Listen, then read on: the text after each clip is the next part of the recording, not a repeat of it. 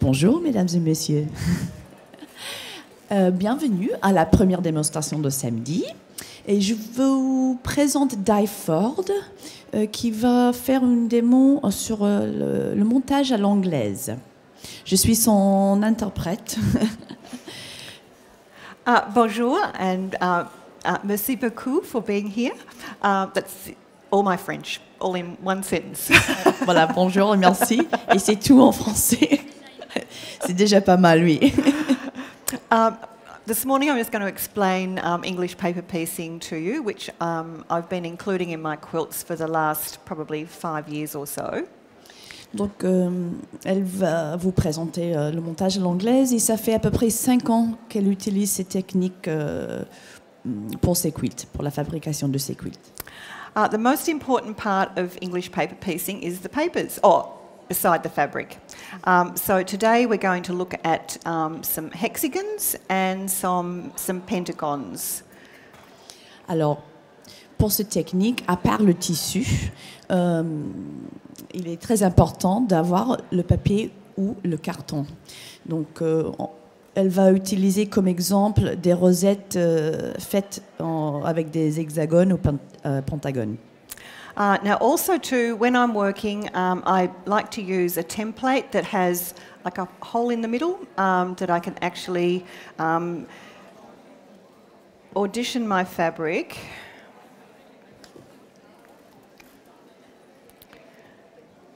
By laying the template over the print and just sort of trying with my mind's eye to imagine what sort of design I'm going to get. Donc voici les petites gabarits qu'elle utilise avec le centre est vide et le bord en fait sont les marges de couture et avec cette gabarit elle peut en fait justement les placer et essayer de visualiser en fait la coupe sélective après qu'elle va faire.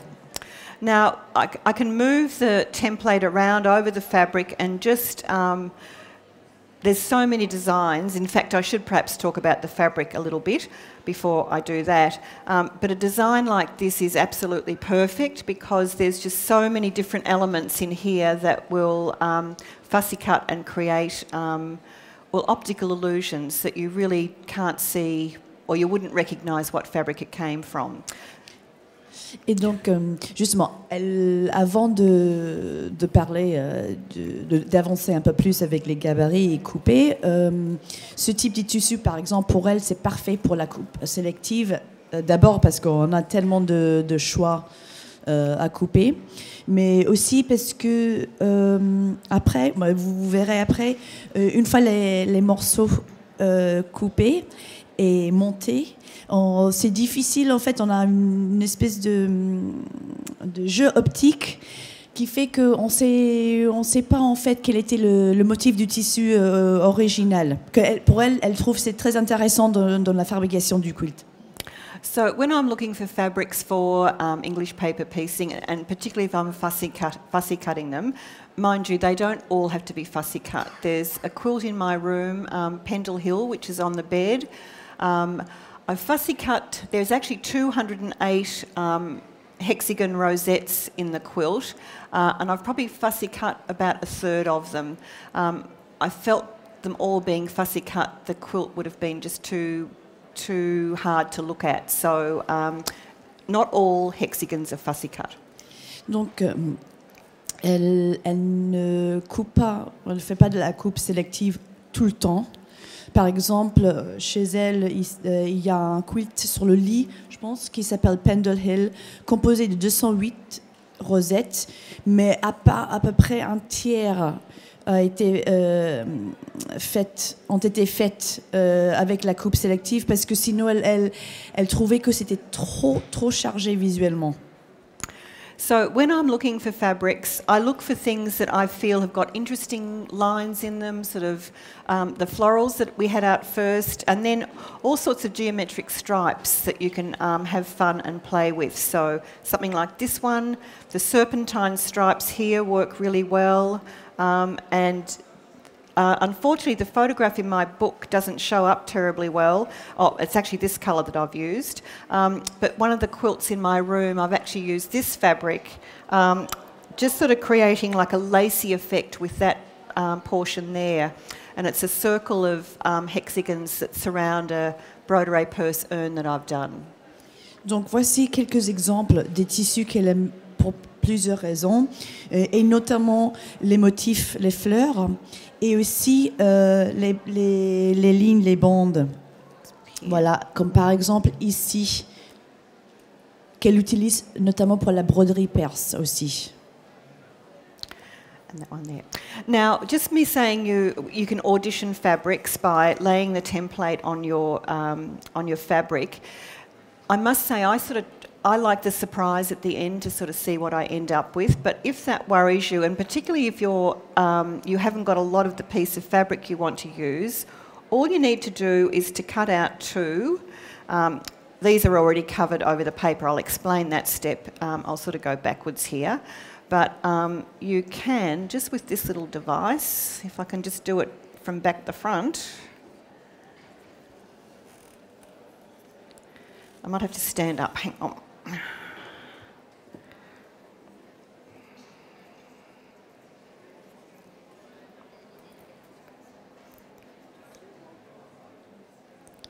Does that show up?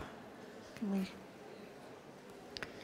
Alors, vous voyez en fait avec le miroir l'effet rosette, cercle. Donc, ce qu'elle disait, c'est que elle préfère en fait commencer à couper et voir qu'est-ce qui se passe. Mais souvent, on n'a pas assez de tissu. On a peur de commencer à découper le tissu qu'ensuite on ne peut pas réutiliser. Donc, si vous voulez, en prenant un miroir ainsi, vous êtes obligé que de préparer 2 petites pétales et comme ça, vous pouvez voir un peu visionner le résultat final, sans complètement détruire le tissu original. So you don't have to imagine what it's going to look like. The mirror will tell you, and then so it's only 2 small pieces of fabric that, if it doesn't work, you can throw away and start again. Now, with cutting out.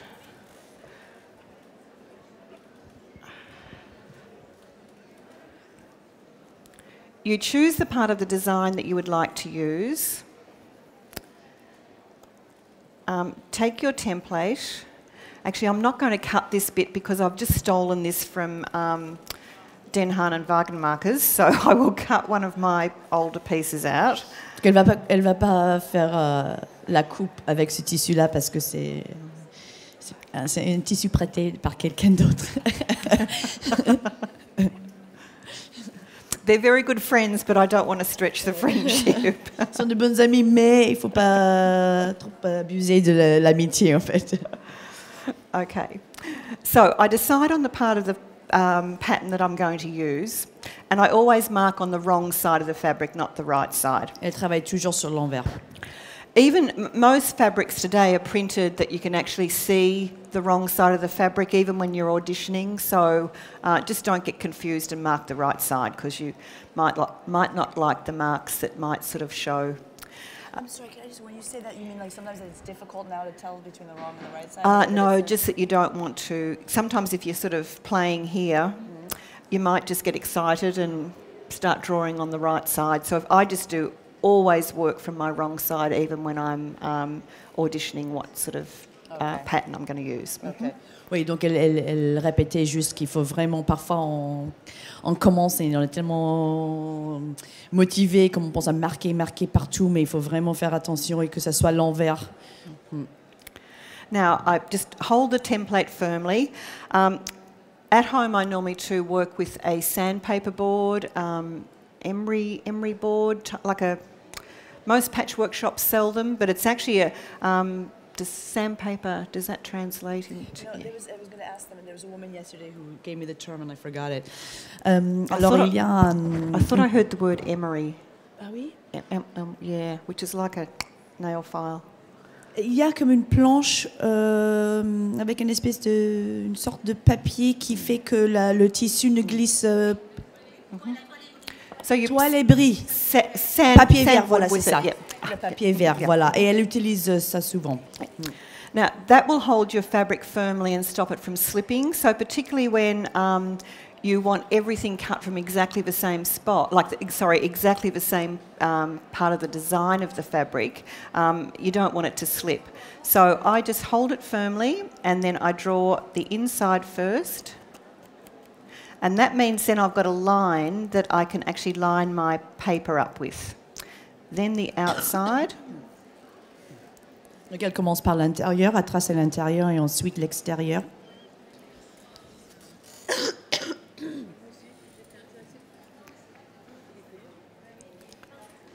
And then I cut out. Now, this may, at some stage, what I've drawn here, be in the middle of my fabric. I don't want to cut from the edge right in, so I just do a little snip next to it. It's fine. It was me yesterday. And then cut out. Alors, elle commence jamais à couper depuis le bord. Car, par exemple, si on travaille un motif au milieu du tissu, on va tout déchirer. So now I've got my little shape cut out. I take my paper and with a threaded needle. Oh, my thread's a bit long.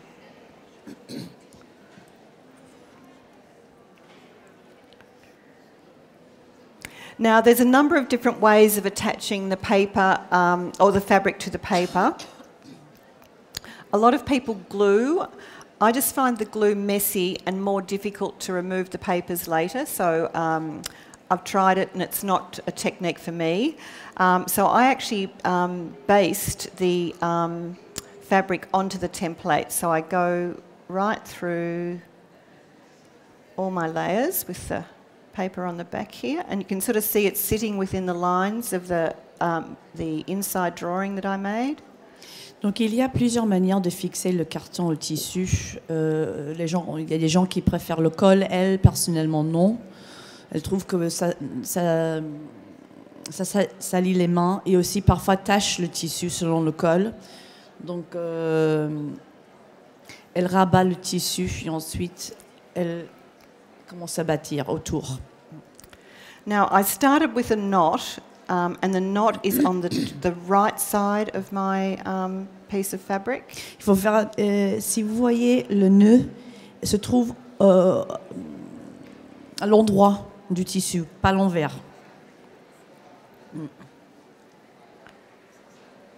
And when I get to the end, I don't do a finishing off stitch. I just do a couple of little, smaller basting stitches together, and then and also too, my needle ends up on the top, and I'll leave a longer tail than normal, but to show you, I leave a little tail that I can sort of see where my end is see where my end is later to pull the basting out. Donc à la fin, vous voyez, elle finit toujours à l'endroit et elle laisse un peu plus de fil. Elle vous montrera le pourquoi après.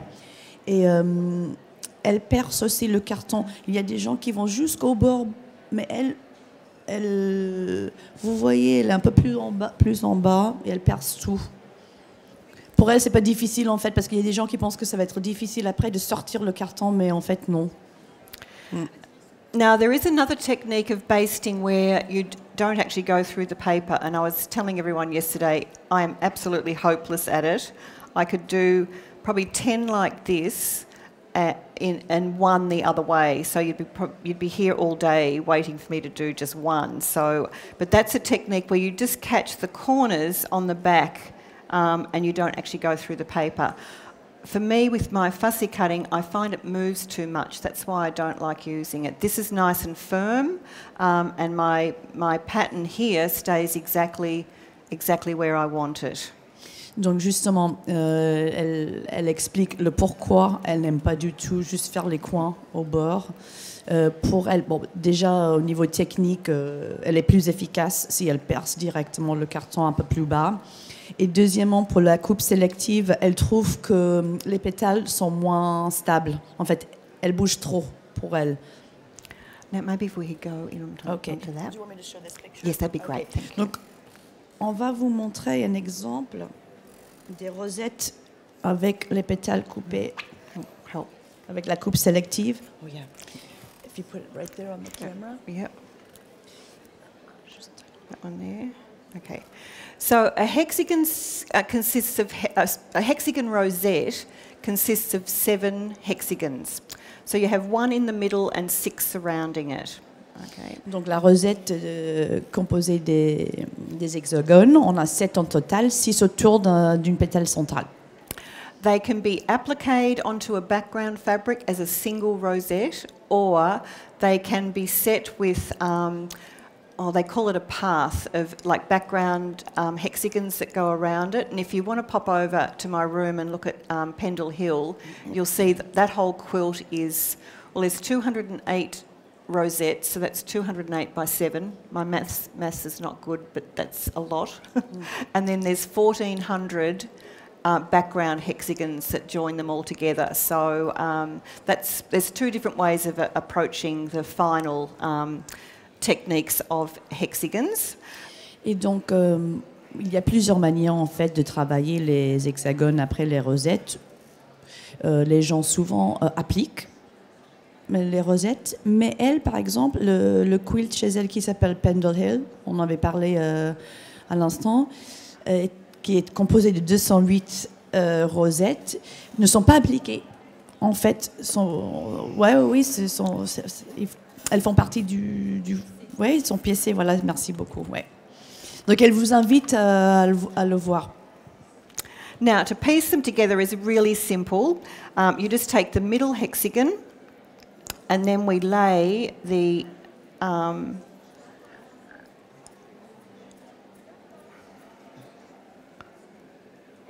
I've only got 3 done, I'm sorry. This was a last minute put together. So we just take the middle hexagon and one of the 6 that are the same, and again a needle and thread. Now normally when I'm stitching I would use, because most of my work is applique, so I would use a size 10 sharp needle. For doing my hexagons I use a size 9 embroidery crewel. Normalement, elle applique souvent les rosettes. Quand elle travaille normalement avec un numéro 10, aiguille numéro 10, mais pour préparer les rosettes, cette technique, elle utilise une aiguille de broderie numéro 9. Now, I have a knot in the end of my thread, and you need to use a good quality cotton thread. Myself, I don't like using polyester, and I am very, very fond. In fact, I use nothing else but Aurifil. It's a really good quality, long staple Egyptian cotton. And there's sort of different weights for different purposes. So I find I use the 50 weight for this. Oui. Donc, elle vous conseille vraiment de choisir un fil à 100% de coton.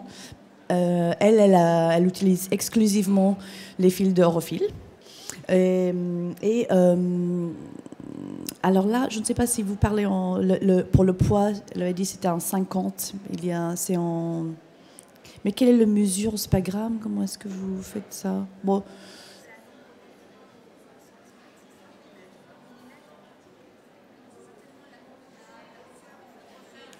Ah, peut-être c'est grosseur. Elle utilise de 50. Now, a knot in my thread, and I'm just holding the 2 together between my fingers. Also, too, there's lots of fabulous gadgets now. Clover have a little clip that they use for. It's to help with binding. So it's like a little peg. There's peg. Like a little to hang on the line. But when you do it, it actually just keeps. Yeah, so you can just actually. It is quite. Hexagons are quite harsh on your joints, and if you're a little bit arthritic, the little clips help hold it together, that you don't have to put as much pressure on. And who creates this? Clover. Alors, pour ceux et celles qui ont parfois des problèmes des articulations, les rosettes souvent font mal vite fait le travail de montage des rosettes. Et donc Clover vend des petites pinces, justement pour tenir les pétales en place. Ouais, voilà. They're really cute. They've probably got them over here, and they're red. My favourite colour's red, and they come in red. So Elle a une préférence pour les pinces rouges. okay, so I start just by I'm catching more than one thread, and if I go through the paper a little bit, it doesn't matter. You just perforate the edge. I have got a knot, but because I've got the knot, I'm also going to create my own flat knot, and that is where. If this shows up, I've got that loop there, and I just take my needle through the loop, and that creates a flat knot on top, and it can't come undone. Donc même si elle avait fait un nœud en préparant l'aiguille, elle préfère faire un deuxième au cas où, parce que parfois ça traverse en fait le carton et le tissu. And then it's just an overstitch. Moved a little bit. Et donc voici encore, comme elle l'avait dit auparavant, ne vous inquiétez pas si vous percez un peu le carton, c'est pas grave. And probably this is a little half-inch hexagon. Probably 8 stitches or so across would be sufficient to hold this firmly. Pour cette taille de rosette, des pétales, à peu près 8 points. Ouais, à peu près oui. Ouais. Ça c'est ouais. Now at the other end, serré, ouais. I also take my needle through the loop, and that just, again, a flat knot at that end. I don't cut off my thread though. And I'm going now to add the next bit on. But instead of doing across the centre here, I like to slip up to the side. So what I do here is, where I've finished here, I just slide my needle up the fold here, out to the end, like that. And then my next seam, hang on, I'll come back a bit. My next seam is going to be this seam, this one to this one. So I just fold that over there.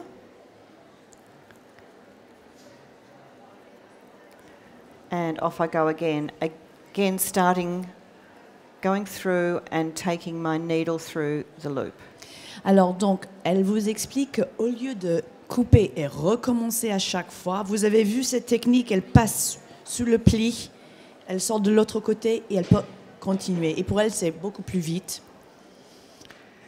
And then when I get to the end again, through the loop. And then all I have to do is fold it down and do across the centre there. And then I've got... So I just keep going across and up, and then coming back down, across and down and across. So I make that one piece of thread go as far as I possibly can. Donc en faisant ainsi, en fait, elle peut tout utiliser d'un coup, en fait. Et alors, if you don't mind, I wanted to tell them something that you said yesterday, which I think is really important, was to make sure when they're setting this up that the motif is actually... Yes. Okay. Yeah. Donc il y a juste aussi quelque chose de très important qui peut sembler assez évident, mais parfois on oublie. En fait, en préparant les pétales vraiment avec la coupe sélective avant de coudre, il faut assurer que le motif soit vraiment bien placé. So you don't want to do this, okay? Voilà, par exemple là. Okay. So I always sort of lay it out and open it up and check it, just make sure, because this stitching is really hard to undo. So ouais, parce que c'est pas si facile à défaire une fois terminé. Avec cette technique-là qu'elle avait montrée de passer sous le pli, etc. Now, someone asked yesterday about taking the papers out, and because there was a thought that you leave the papers in.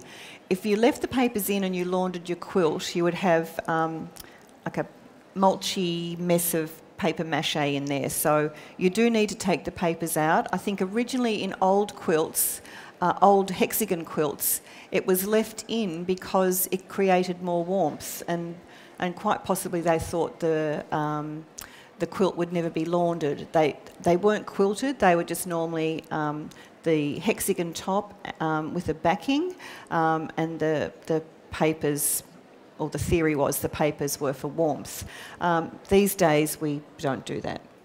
Donc hier, quelqu'un avait posé une question à propos du carton, en fait. L'enlever, pourquoi pas, pourquoi le garder. Elle le garde pas parce que si on lave le quilt après, on a du papier mâché à l'intérieur. Mais il y a une théorie qu'avant, les femmes gardaient justement le papier à l'intérieur, d'abord parce qu'il n'y avait pas de molleton.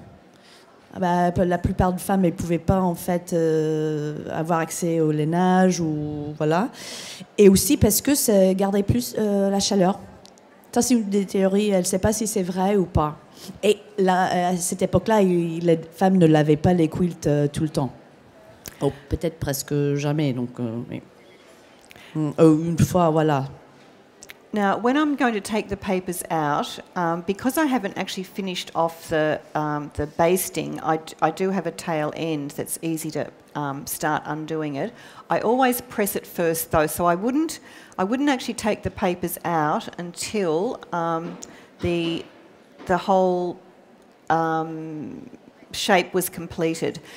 The Pendle Hill quilt, or any quilt that you're doing where you've got background hexagons as well, you don't want to keep the papers in, like I think there must be nearly 3,000 hexagons in Pendle Hill. So with the paper, like 3,000 papers would weigh quite a bit, and it gets sort of very awkward to work with. So once a hexagon is surrounded by another hexagon, I take the one that's totally surrounded, I take the papers out. So I'm constantly, as I'm working, removing papers. Donc, utilisant le quilt Pendle Hill comme exemple, elle calcule qu'il y a à peu près 3000 rosettes dans ce quilt. Donc, elle ne peut pas, pendant qu'elle travaille, laisser le carton à l'intérieur parce qu'à un moment donné, ça devient très lourd et très difficile à travailler. Mais elle attend qu'une rosette soit entourée et ensuite, elle enlève le carton de la rosette centrale. Et comme ça, elle travaille. Now, when I'm appliquing pentagons or hexagons, I complete the shape and then I give it a really good press before I take the papers out. So, and even a little bit of spray starch, but I use a starch that is from a quilt shop rather than a supermarket, as it doesn't leave a shiny residue on the fabric. Donc, avant d'enlever le carton, elle repasse d'abord et ensuite il y a un produit pour que le tissu en général, je ne sais pas comment il s'appelle. Voilà, c'est ça. Mais pas du supermarché. Les magasins pour tout ce qui est matériel de quilt vendent un autre produit qui est similaire mais qui est moins brillant en fait, qui laisse le tissu plus mat. Now, all I have to do is find that little tail end and then just start pulling out. I haven't pressed this, I'm sorry. I just did this yesterday, so it's not going to stay crisp. Voilà, elle commence à enlever depuis cette partie-là, la fin, où le fil sort un peu. So when I've pulled like a few stitches out, I can just grab the knot, pull the knot, and the thread comes out. Then I just pop in and papers out. Okay. Oops, I'll put that down there. So papers here and the paper's been removed from that one. And if that was pressed, that would sit down nicely. Oui. Elle n'a pas repassé, elle n'avait pas eu le temps de repasser. Pour cette raison, le tissu monte un peu, mais normalement, c'est pas comme ça. Now, if we can find the pentagon page. Yes. Mm-hmm. Now, the other shape is a pentagon, which up it's here. That camera. Okay. Oops. Do you want me to grab this here? here? Yeah, great, thank you. Now, it consists of, it's a different angle and obviously a different shape to the hexagon, but it's 5 equal sides. So I kind of think each shape looks like a little house. That's sort of how I think of it. And you can get some fantastic results fussy cutting that. So you get like more of a flower effect. So again, I'm using Pendle Hill all the time as an example. On the outside of that, there's a very florally appliqued border. So I've actually got quite a few little pentagon flowers in there because they're really quick to do. They're really great fun, and you'll be surprised what you can do with them. Now, I always work in reproduction fabrics. That's just my passion, my love. But any of these techniques look fantastic in modern groovy fabrics as well too. Et alors là, voici un exemple des rosettes avec des pentagones. Elle trouve qu'elles sont aussi très intéressantes car ça donne plus l'impression d'une fleur. Et on peut jouer beaucoup avec la coupe sélective. Et donc, elle cite encore de nouveau Pendle Hill, la bordure est composée des rosettes, des pentagones. Et que vous pouvez voir vraiment la différence de... comment dire? Oh là là. De...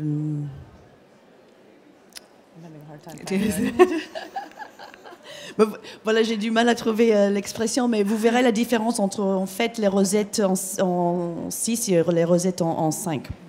Ah, et elle travaille principalement avec des tissus de reproduction, mais les rosettes à 6 ou à 5, on peut choisir aussi des tissus très très modernes, jouer avec et ça marche très bien aussi.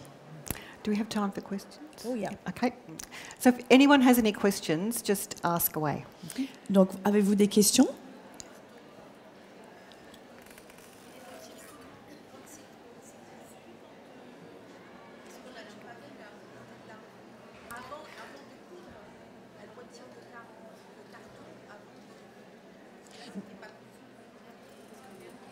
En dernier, ah oui, oui. She wanted to know when you released. She didn't see that it was sewn. Oh, it's the same as hexagons. Oui, pardon, non, mais la dame, elle a raison. En fait, avec c'était pas entre guillemets fini en fait. So oh, hang on, I've got some bits cut out. Parce que là, en fait, elle avait vraiment commencé à montrer avec celui-là. Ouais. So you just take. It's exactly the same as a hexagon. You've got one petal flower. You've got a centre and a petal, and then you just lay those together and just do this one, like so. Oh no, I think she's talking about, you took this out now, but you wouldn't take it out until there was another one around it, would you? These are quite different. Pentagons don't have anything else to go around them because of the shape of them. Hang on, we can put that down there. Parce que vous parlez de la rosette de pentagone.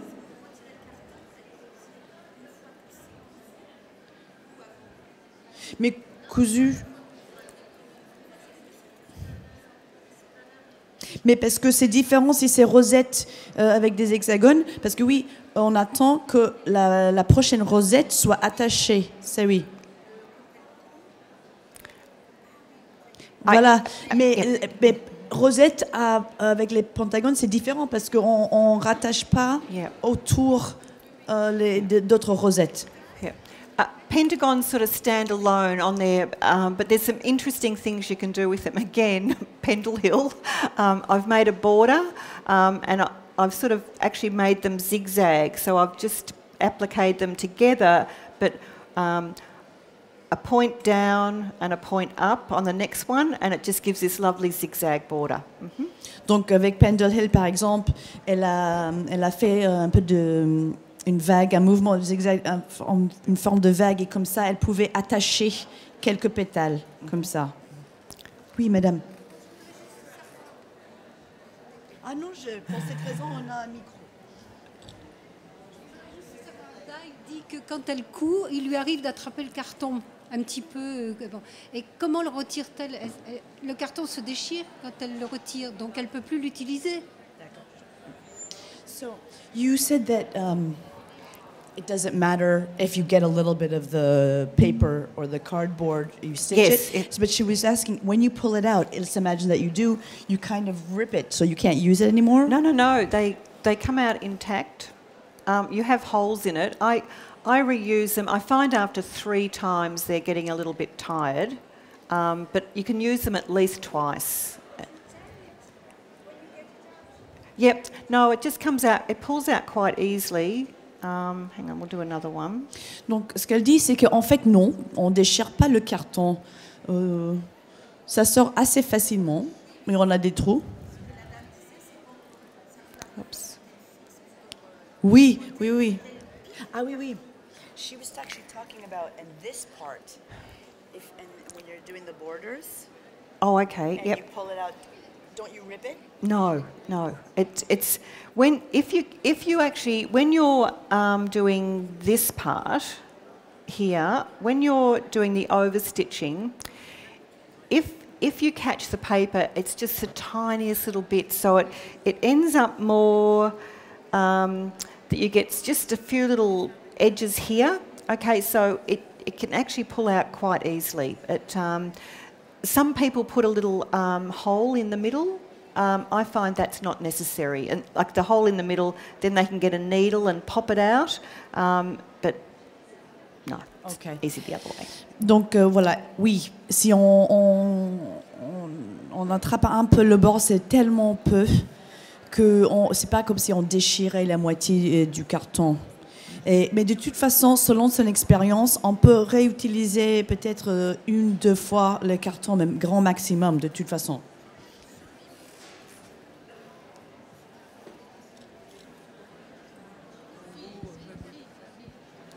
It's English. Go ahead. I just wondered how long it took you to make the pendle quilts. Must be... That one just about killed me.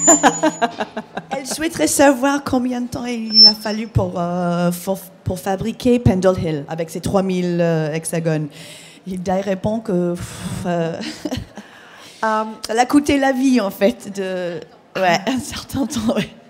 All the quilts in my room were made in 2 years, and to be honest, Pendle Hill's probably 2 years on its own. But I was sewing crazy hours. Sometimes I sewed 15 hours a day. One day I sewed, I think it was 21 and a half hours we worked out with no sleep. So it's amazing the quilts turned out at all. But normally a quilt like, if I worked on Pendle Hill every day, and I normally sew for, usually depending on the weather, because I also love my garden, normally about 2 hours or so in the afternoon, and then I would sew 5 to 6 hours every evening. So Pendle Hill would normally be maybe a 12-month project, but I did have some help with as we were getting close to the end, and I thought, I'm never going to finish, I'm going to have a mental breakdown. My sewing friends jumped in and helped doing some hexies. Yep. Donc, pour ce livre, elle a tout fait en 2 ans. Tous les quilts qui apparaissent dans ce livre, il a fallu que 2 ans. Sachant que pour son premier livre, 8 ans pour fabriquer les quilts. Donc vous voyez, elle a beaucoup travaillé pour ce deuxième livre. Elle est capable, elle a déjà passé 15 heures, entre 15 et 21 heures sans cesse à coudre. Mais si on voulait juste calculer Pendle Hill en travaillant peut-être 2 heures l'après-midi, 5-6 heures le soir, donc à peu près 7-8 heures par jour, ce quilt, il faut 1 an. Mais à la fin, elle ne pouvait plus, littéralement, ni physiquement, ni psychologiquement parlant. Donc à la fin, elle a fait appel à des copines pour l'aider. Oui, ok. Alors, je suis vraiment désolée, mais on a une prochaine démonstration à 11h30 qu'il faut préparer. Mais vous savez que sa maison se trouve juste derrière, plutôt à l'entrée du hall. Donc... il ne faut pas hésiter, passer la voir et surtout pour voir le fameux quilt Pendle Hill. Et merci beaucoup, thank you very much, Di, pour la présentation. Merci beaucoup, everyone. Et merci à vous d'être venus.